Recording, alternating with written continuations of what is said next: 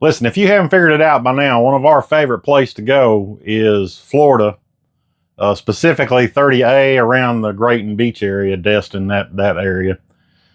And we've been to the Grayton Beach State Park 3 times with the trailer, twice with the 1500 and once with the 2500. But this was different because it's the cabins. We've never stayed at the cabins before.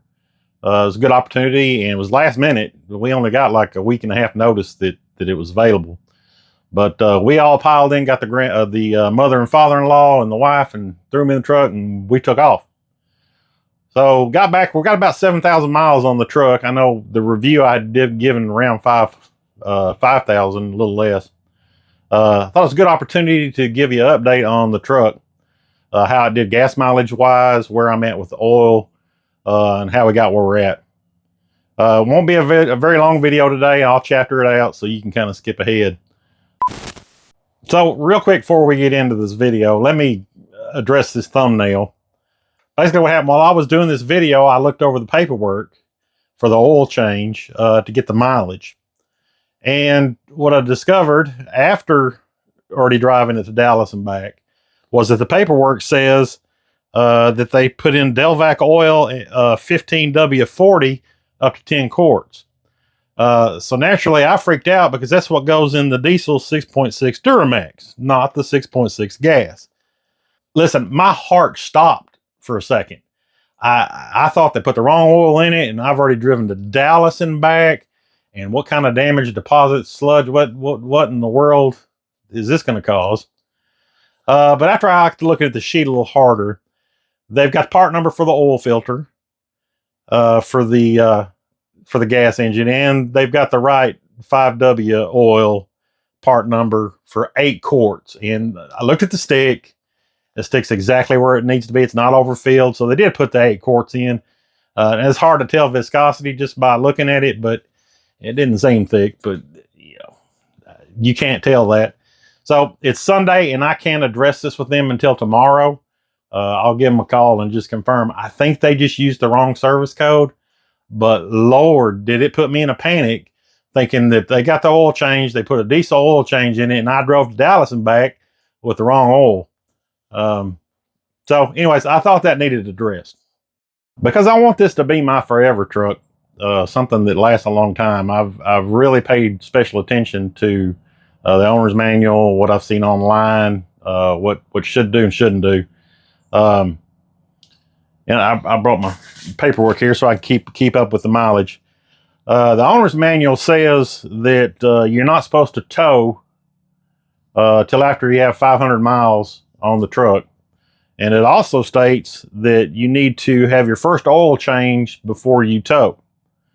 I kind of like the idea, when I got a new generator, first thing they said was, run it for a couple hours and change that oil, get all them little shavings out of there. And there were quite a few when I changed it. And I've seen several people online say that they do the same thing with their trucks. They change that oil relatively soon in case there's anything in that engine. So I got it changed at 1,329 miles. I had done some driving on it, just, easy piddling around, hadn't towed yet. Went ahead and got the oil changed, and we took it down to Florida. There's a video on that. You can look. I talk about the gas mileage, how it did. It's that Grayton Beach trip. Man, a world of difference. But anyways, so we got back. The first thing I did was schedule an oil change. And I had 6,300 miles on it when we got back. Did a little running around, and then my daughter called, and she's going into labor up in Dallas. So real quick got the oil changed, and we made that trip up there and back.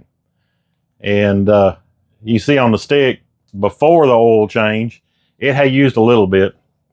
Now listen, I understand that it's gasoline direct inject, and there's a lot of concern about carbon buildup and oil usage, and there's a whole mechanical aspect of this that I'm not going to fully comprehend.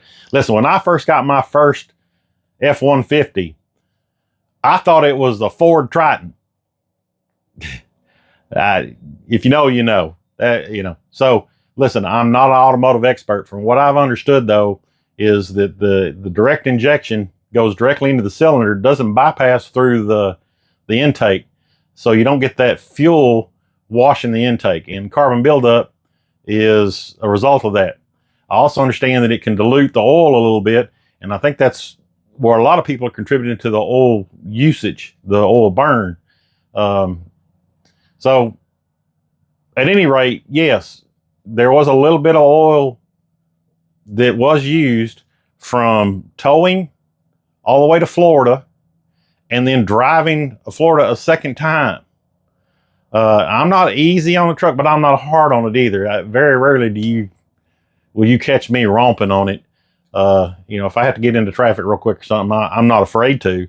It's just not the norm. It's the exception. So, in my opinion, it did really well. Listen, I got 14.8 miles per gallon for the round trip, which ain't bad. It was really good coming back from Florida. My trip showed me at almost 16 miles per gallon, and then we hit 49 north, and it's 75 mile an hour, and I was ready to get home, so we went, and that brought the gas mileage down pretty quick, running her hot and ready. But overall, she did really well. It was a more comfortable ride. I think having the truck loaded with all our gear, beach chairs, the tent, the cooler, luggage, all that, kind of smoothed it out a little bit. It's got me understanding a little bit more about, I had complained about how the rough ride was in this truck. I think a lot of it has to do with it's built to carry a load. And when you're not carrying a load, you're going to get the bounce. And I said it before, it's a truck. So you get what you get. So one of the best things that came out of this, I didn't realize empty with a 36-gallon tank, how well this thing was going to do. Listen, we filled up before we left. We drove to McGee, Mississippi, spent the night, and got gas in Hattiesburg. Drove from Hattiesburg all the way down to Grayton. Did some running around at Grayton, went to Destin, got some ice cream, went to get our grilled cheese and our crepe that we always get. We did quite a bit of running around and drove back to the Loves on I-20 before I filled up again. And then we drove all the way to Baton Rouge, still had, I want to say, about a half a tank, and filled up there. And when we got home, I still had over a half of a tank. That 36 gallons versus that 18-gallon tank I had in the 1500, you just go a lot further. You're not getting better gas mileage, but you're not stopping near as often, and that's nice. Actually got me thinking about an auxiliary tank would be pretty sweet. You can make the trip and never have to stop. But that was an added surprise. So the more I drive this truck, the more impressed I am with it. Having the last minute trip to Florida without the trailer and being able to compare that with a trip a couple months earlier with the trailer, it just cements my feelings. It validates how I feel about this truck. Great performance, good ride. The gas mileage wasn't bad for a gas guzzler. So overall, I'm very pleased with this truck. Now, in the next coming month or so, we have a trip planned to Colorado. I don't know if we're taking the trailer or if we're going to run up there empty, but that's something we can all look forward to. I'll try to document that really well. But thank y'all for watching today. Really appreciate it.